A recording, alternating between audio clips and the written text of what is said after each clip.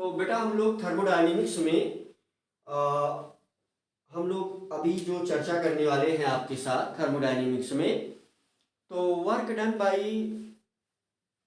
Ideal gas in different thermodynamic process. तो work done in different thermodynamic process, तो इस चीज पर हम चर्चा करने वाले हैं आपसे।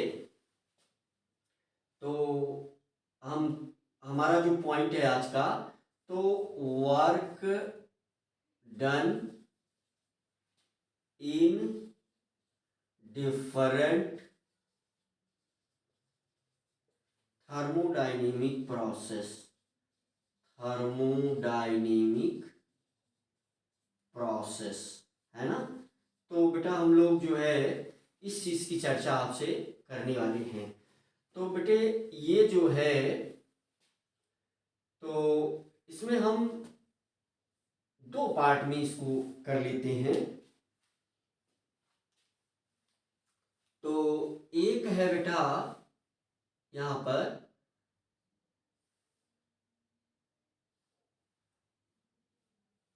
ए और बी। तो ए में हम क्या देखेंगे, work done in isothermal reversible process. Work done in isothermal reversible process. और वर्क डन इन दूसरा हम लोग क्या चर्चा करेंगे,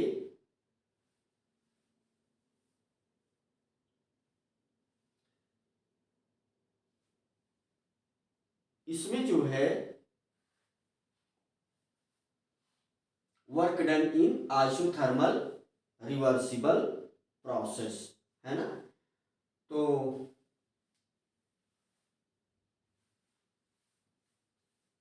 इसमें जो है आइडियल गैस के द्वारा जो वर्क डन है, तो इसको हम लोग कैसे लिखते हैं। इसमें नंबर 1 है ना, work done by ideal gas, work done by ideal gas, in reversible isothermal process, in reversible isothermal process, reversible isothermal process. तो इसमें जो इक्वेशन हमें मिलेगा ए बी, है ना। तो work done by ideal gas in reversible isothermal process. तो इसमें दोनों चीजें हो सकती हैं, है ना। एक्सपेंशन भी हो सकता है और कॉन्ट्रैक्शन भी हो सकता है। तो सिंपली जो है हमारे पास इसमें क्या क्या, इसमें दो फार्मूले हमें मिलेंगे। तो W रिवर्सिबल, तो this will equal to -2.303 NRT log base 10 B final upon V initial, है ना। और एक फार्मूला ये हमें मिलेगा, और दूसरा जो है हमें क्या मिलेगा, इसमें दूसरा फार्मूला हमें मिलेगा। हमें पता है कि you can say be inversely proportional to T. तो यहां पर जो वर्क डन रिवर्सिबल है ना, वर्क डन रिवर्सिबल है, तो this will equal to -2.303 nRT log base 10 PI upon PF, initial pressure upon final pressure, है ना।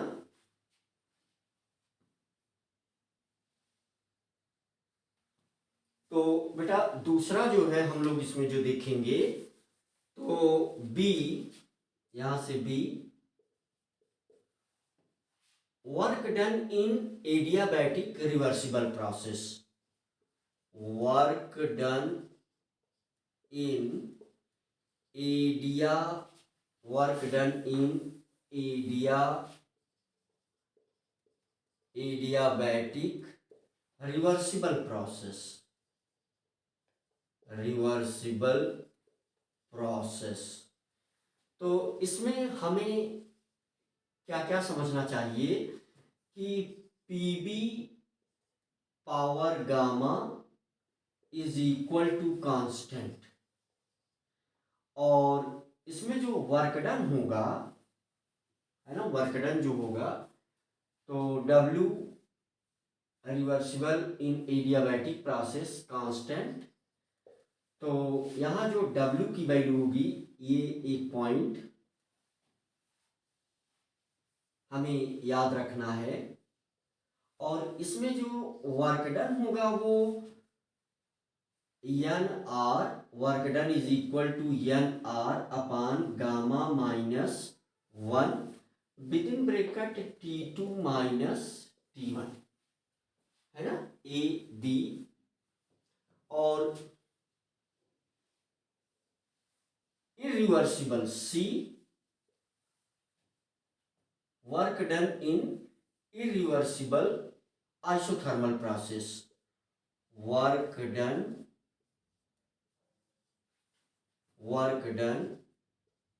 in irreversible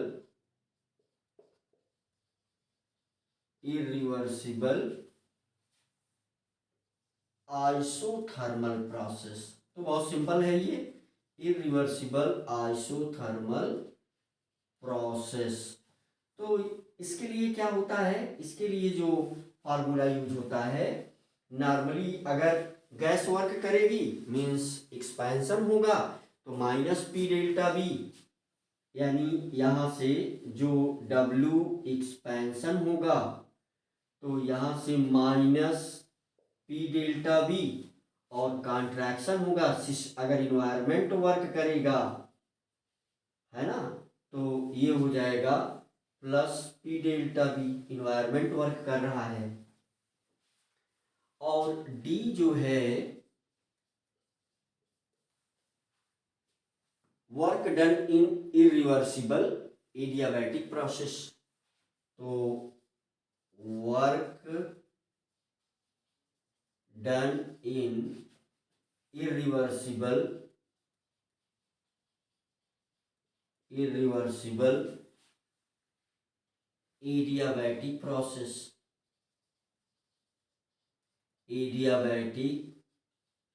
प्रोसेस, तो इसमें जो फार्मूला यूज होगा, W irreversible adiabatic, W irreversible भी है, ये एडियाबैटिक भी है। तो इसमें जो फार्मूला यूज होगा, CB multiplied T2 minus T1।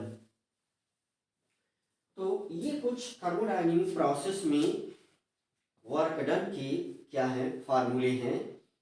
CB आपको पता है ऑलरेडी, गामा पॉइसन कांस्टेंट है, यानी CP upon CB is equal to gamma. यहाँ गामा की वैल्यू सभी बच्चे जानते हैं, gamma is equal to CP upon CB। CP क्या है, molar heat capacity at constant pressure, और CB क्या है, molar heat capacity at constant volume, है ना।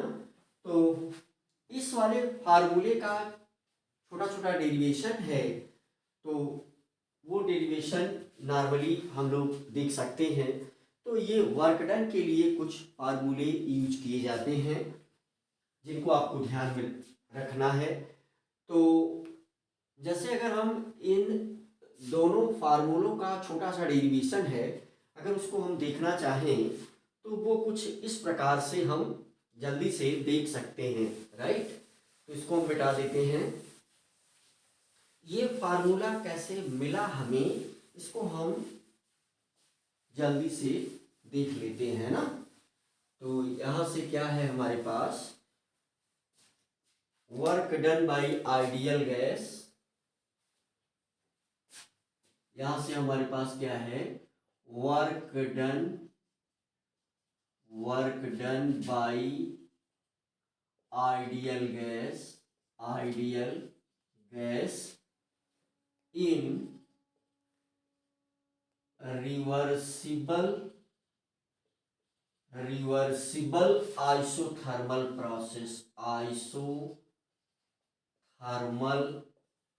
प्रोसेस है ना बेटा। तो हमें नॉर्मली पता है कि जो रिवर्सिबल प्रोसेस है वो बहुत सारी स्टेप में होती है, तो हमें इसके लिए इंटीग्रेशन से जाना पड़ता है। तो पहले हम dw कैलकुलेट कर लेते हैं। तो मीन्स यहां से आप लिख सकते हैं कि जो छोटा सा वर्क डन है dw इज इक्वल टू, तो वो क्या होता है, माइनस p इंटू इसके वॉल्यूम में जो चेंज हुआ वो हम मानते हैं कि dB है। यहाँ पर P जो है प्रेशर है, P क्या है, प्रेशर है, प्रेशर ऑफ गैस है ना, एक्सपेंशन वर्क। यहाँ पर हम लोग क्या देख रहे हैं, एक्सपेंशन वर्क है। ये dW कैसा वर्क है, एक्सपेंशन वर्क है, तभी यहाँ पर माइनस साइन जो लगाया गया है एक्सपेंशन वर्क के लिए है। अब अगर हम इसे इंटीग्रेट कर दें तो means integration of dw is equal to, minus sign हम बाहर लिखते हैं, integration of p into dB है ना। तो आइडियल गैस इक्वेशन क्या है, pb is equal to nRT, और यहां से हमारे पास p जो आ जाता है वो nRT अपान क्या, v है ना, nRT अपान v। तो p की वैल्यू को हम यहाँ पर क्या करेंगे, सब्स्टिट्यूट कर देंगे। तो ये तो आ जाएगा w, यहाँ पर एक्सपेंशन है, तो this will equal to minus integration of nRT by v dB है ना। तो ये चीज आ जाएगी, और nRT ये सब कांस्टेंट हैं तो बाहर हो जाएंगे, माइनस nRT। तो ये इंटीग्रेशन किसका होगा, 1/v का होगा, कहाँ से, इनिशियल वॉल्यूम से फाइनल वॉल्यूम Bi से Bf तक इंटू dB है ना। तो ये ln आ जाता है, तो दिस विल इक्वल टू, ये क्या आ जाएगा हमारे पास, माइनस nRT और ln और इसकी लिमिट कहाँ से कहाँ तक, Bi से Bf तक है ना। तो ये लिमिट यहाँ से यहाँ, तो यहाँ से हमें क्या मिल जाएगा, तो this will equal to minus nRT ln, क्या हो जाएगा हमारे पास, ln with in bracket Bf minus Bi है ना। तो लॉग की प्रॉपर्टी को हम यूज कर लेंगे, तो ये हम क्या लिख सकते हैं, माइनस nRT और ln Bf अपान Bi। ठीक है बेटा। तो नॉर्मली इस चीज को हम क्या लिख सकते हैं, यहां से अगर हम ln को हटाएंगे तो 2.303 से मल्टीप्लाई हमें करना होगा, तो W एक्सपेंशन जो आएगा माइनस 2.303 nRT log बेस 10 तो फाइनल वॉल्यूम अपान इनिशियल वॉल्यूम, तो हमें पता है कि B प्रोपोर्शनल 1/P, तो W एक्सपेंशन के का ये जो फार्मूला आ जाएगा -2.303 NRT log बेस 10, तो ये हमारे पास हो जाएगा P इनिशियल अपान P फाइनल, है ना। तो यहाँ पर जो कंडीशन है बेटा, तो P initial is greater than, है ना, तो ये कंडीशन भी है P initial is greater than P final, और यहाँ पर BF ग्रेटर देन BI, है ना। तो ये कंडीशंस हैं। तो ये छोटा सा फार्मूला इस प्रकार से आप डिराइव भी कर सकते हैं, और नॉर्मली कैलकुलेशन करते समय इन चीज़ों का हम यूज करते हैं। तो नेक्स्ट बेटा वीडियो में हम लोग जो है सेकंड लॉ पर डिस्कस करें, सेकंड लॉ का डिस्कशन करेंगे, फिर क्वेश्चन देखेंगे।